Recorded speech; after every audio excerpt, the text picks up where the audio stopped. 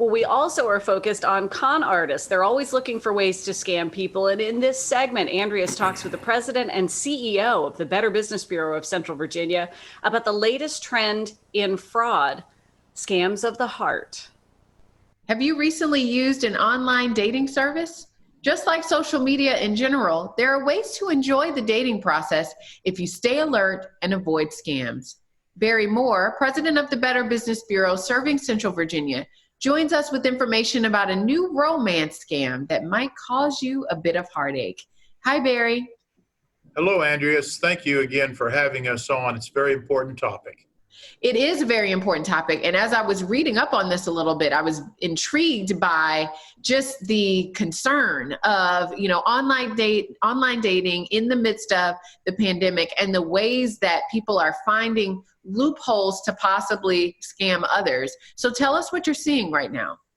Well, the dating apps are more popular than ever. More people are online.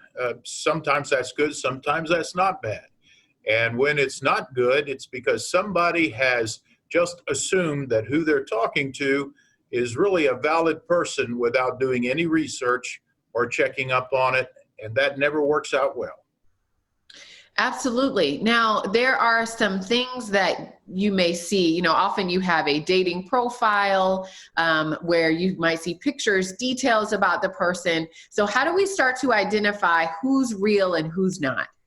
Well, first off, the CARES Act has put a lot of money into the unemployed, into a lot of hands. It's been a great program, but along with the generosity of the federal government comes the thieves trying to take that money back out of your pockets and put it in their own. So there's some money laundering that actually is going on, and it's happening in the dating sites. So you go into a dating site and you saw nice pictures and you're chatting back and forth, you're texting, you're doing these things. One day that person on the other end says, look, would you do me a favor for whatever reason? Can I just send you some money and you in turn can resend it to somebody in Europe that needs it or a family member or something, but I'll provide you the money if you'll just send it to them. Well, then you say, well, that sounds kind of okay. And you send the money and you're probably participating in money laundering. It's called a mule, but you didn't know about it.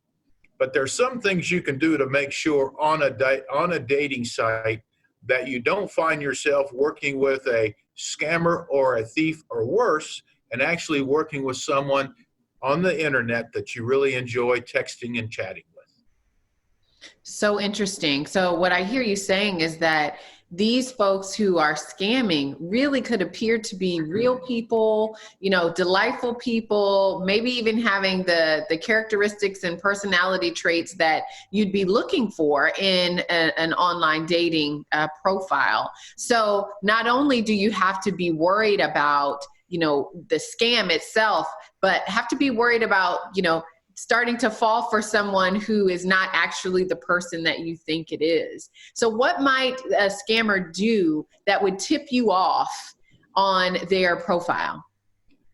When you're talking to that person on their profile, the pictures may not even be of them. They may have just taken the pictures from some other site and built a whole personality around that. Some things you should do. Number one, research the person. I know that sounds simple to do, but you can do a few things. Ask that person some questions when they're least expecting it. Because if they have it on their site and they stumble on their answers, like, where was that town that you were born? What was that year? Oh, it's Norfolk, Virginia. Well, they had on the site Virginia Beach, Virginia. So you can catch people up in things like this. Never send money or sensitive stuff over the internet. Just don't do it. And if that person on the other end asks for anything that's really personal or asks for any money to be sent, those are all red flags, Andrea, and they've really got to step back and say, wait a minute, am I about to get ripped off? And then think that through. So if someone does ask you questions that would lead to them being a scammer, asking you to receive money, to send money, especially to people that you don't know, where should you go to report that information, or what should you do next?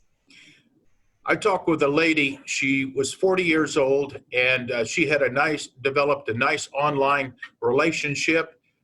Pretty soon, the person started asking, "Well, I'd like to come and visit you, but can you send me some money? I got to retire a few debts and so forth." And she did all of that. These are professionals on the other end. She did all of that, and the person, of course, never showed up, and she was out over $4,000. This happens all the time.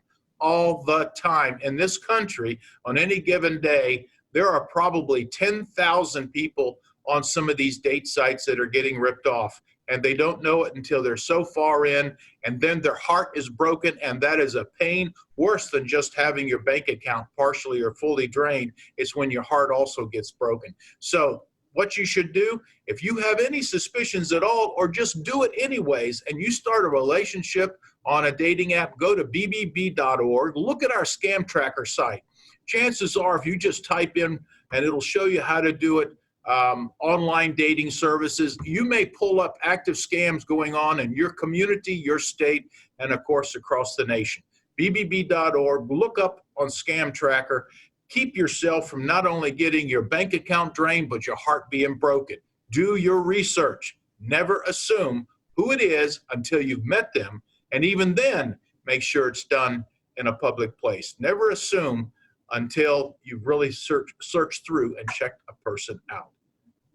That is so important. I mean, just in so many ways, keeping yourself safe should be the absolute top priority. Keeping your bank account safe should also be, but realizing that some of these scams can also have some legal implications, even if you don't realize that you are involved or that you are the mule that is, assisting in this money laundering. Thank you so much for all that information and just making us privy to these scams that are taking place, especially given the extra funds that are in the economy right now. Better to be safe than sorry. You've heard it all your life. Absolutely. Thank you so much, Barry. Thanks, Andreas. To learn more about the services of the Better Business Bureau and their scam tracker, visit our website, WTVR.com/BTM.